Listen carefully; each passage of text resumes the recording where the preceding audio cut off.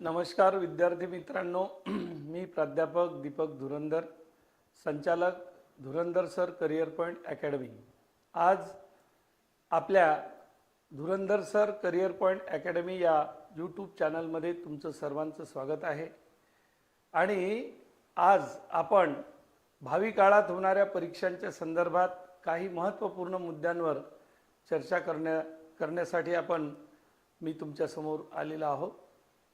विद्यार्थी मित्रांनो, प्रत्येक स्पर्धा परीक्षेचा अभ्यास करणारा विद्यार्थी हा स्वतः पूर्ण तन धनाने सराव करतो, अभ्यास करतो, त्याचं नियोजन करतो। आणि अशा वेळी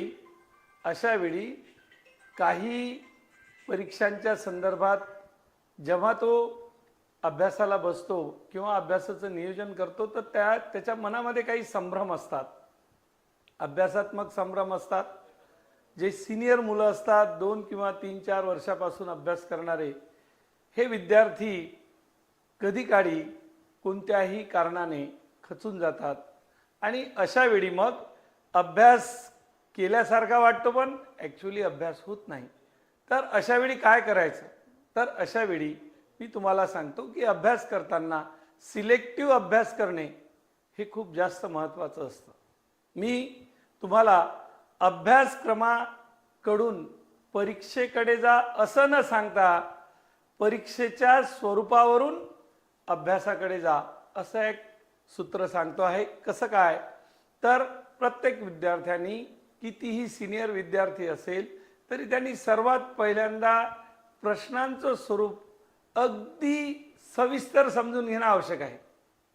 होते कसं की परीक्षेचं स्वरूप, प्रश्नांचं स्वरूप समजून न घेता जर अभ्यास केला तर बराचसा वेळ आपला वाया जातो, अनावश्यक मटेरियल वाचण्यामध्ये सुद्धा आपला वेळ वाया जातो।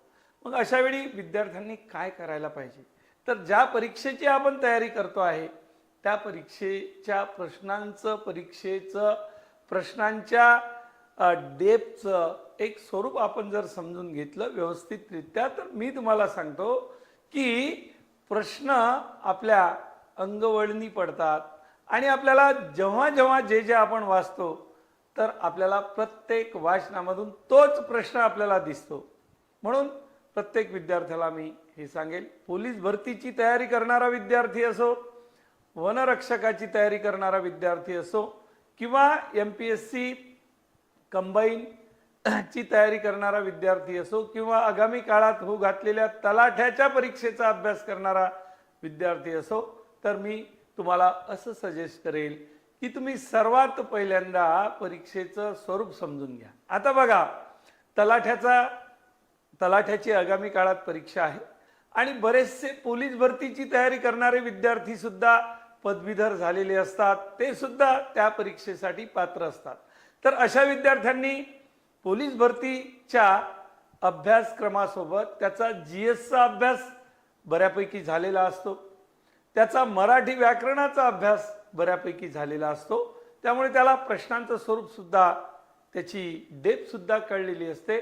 अशा वेळी इंग्रजी हा विषय तलाठ्यासारख्या परीक्षेला आहे, तर पोलीस भरतीचे विद्यार्थी सुद्धा तलाठ्याच्या परीक्षेसाठी जर त्यांनी व्यवस्थित नियोजन केलं, प्रश्नांचं स्वरूप समजून घेतलं, GSचे प्रश्न व्यवस्थितरित्या समजून घेतले, इतर मराठी व्याकरण आहे, गणित आहे, बुद्धिमापन आहे, हे विषय व्यवस्थितरित्या प्रश्नांचं स्वरूप समजून घेतलं तर आणि इंग्रजीचं नियोजन केलं तर प्रत्येक पोलीस भरतीचा विद्यार्थी जो पदवीधर आहे हा सुद्धा तलाठ्यासारख्या परीक्षेसाठी सुद्धा पात्र ठरू शकतो, जर त्यांनी वेळेचं आणि अभ्यासाचं व्यवस्थित नियोजन आणि सराव केला तर। कारण सराव हा सुद्धा एक महत्त्वाचा आहे।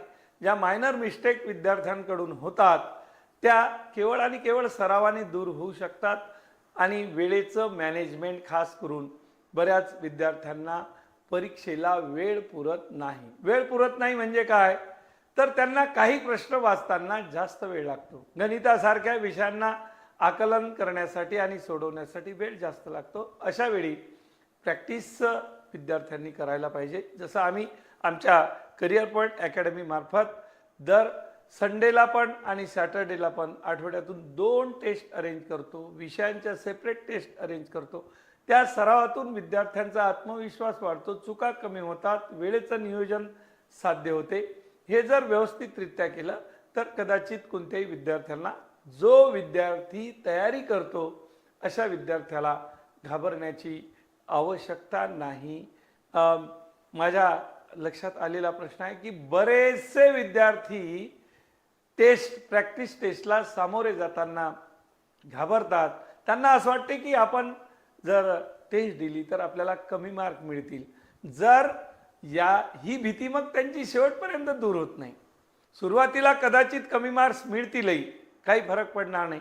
हळूहळू 1-1, 2-2, 3-3 मार्क्स दर वीकली, दर आठवड्याला तुम्ही जर वाढवले तर कदाचित तुमचा आत्मविश्वास सुद्धा वाढेल आणि सोबतच तुमची प्रॅक्टिस सुद्धा होईल आणि प्रत्येक टेस्टमधून तुम्हाला नवीन काही प्रश्न दिसतील, आकलन होईल त्यांचं आणि अशा प्रश्नांचा सुद्धा तुमचा सराव होऊ शकतो. दुसरा महत्त्वाचा मुद्दा असा आहे की विद्यार्थी अभ्यास करताना इतर विद्यार्थ्यांसोबत तुलना करतात. निश्चितच आपल्याला स्पर्धा करावी, निश्चित करावी, पण तुलना जर केली तर कदाचित आपण एखाद्या दुसऱ्या विद्यार्थ्यासोबत जेव्हा तुलना करतो तर आपण कधी काळी अभ्यास करताना स्वतःच खचून जातो. स्पर्धा निश्चित करा, पण इतरांसोबत तुलना करू नका, कारण तुलना केल्यामुळे आपल्याला दुःख निर्माण होते आणि आपण ज्या उणिवा दूर करायला पाहिजेत त्या उणिवा दूर करण्याच्या ऐवजी आपला वेळ वाया जातो आणि आपल्या उणिवा वाढत जातात. कारण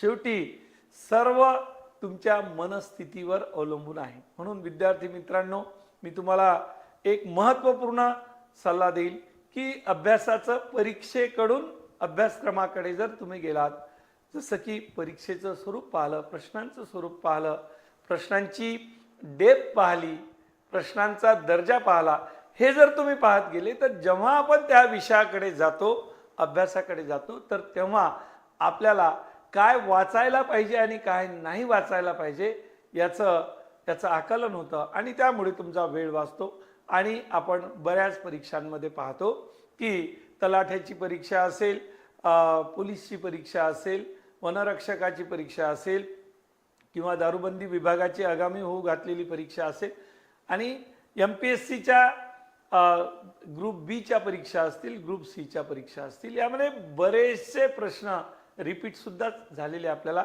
दिसून येतात. पण ते रिपीट झालेले प्रश्न आपल्याला काढावे लागतील, सर्च करावा लागेल आणि त्यासाठी झालेले पेपर पाहावे लागतील. हे जर या सर्व सूत्रांचा तुम्ही वापर केला, व्यवस्थित नियोजन केलं, मन शांत ठेवलं, कोणासोबत तुलना न करता स्पर्धा केली, तर मी तुम्हाला असं सांगेल की आगामी काळात ज्या ज्या परीक्षा तुम्ही देणार त्या परीक्षांमध्ये तुम्ही हमखास यशस्वी होणार. योग्य नियोजन करा. मी सांगितलेल्या जे पैलू आहेत त्या पैलूंकडे लक्ष द्या आणि भावी काळासाठी सर्वांना शुभेच्छा. धन्यवाद.